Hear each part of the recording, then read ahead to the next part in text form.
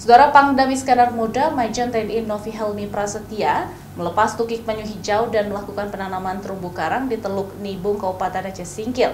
Kegiatan itu bagian dari upaya Kodam Iskandar Muda mendukung konservasi dan pelestarian lingkungan serta menjaga keberlanjutan keseimbangan ekosistem laut.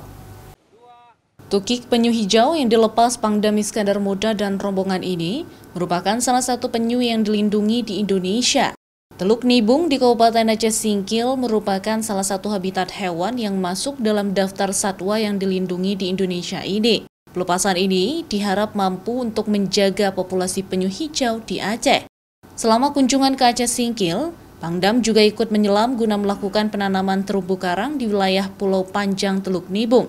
Ini juga untuk memberikan dukungan terhadap upaya menjaga keberlanjutan keseimbangan ekosistem laut, serta melindungi keanekaragaman hayati yang menjadi aset penting bagi keseimbangan ekologi dan sumber daya bagi masyarakat sekitar. Tukik penyu ini yang sudah mulai semakin punah keberadaannya, ini harus memang betul-betul kita lestarikan.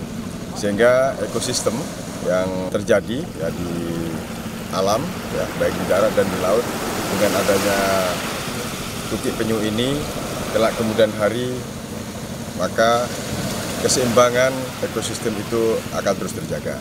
Harapan saya, masyarakat juga ikut membantu dalam pelestarian khususnya tukik penyu yang berada di Teluk Nibung, Pulau Panjang ini.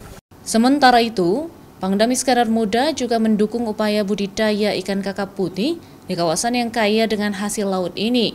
Budidaya kakap putih menurutnya dapat mendukung peningkatan ekonomi masyarakat sekitar, serta sebagai upaya pemerintah untuk penurunan angka inflasi dan stunting di Aceh. Dari seluruh kegiatan itu, Pangdam berharap masyarakat memiliki kesadaran kolektif dalam melestarikan alam di Aceh. Mustajab, Kompas TV, Singkil.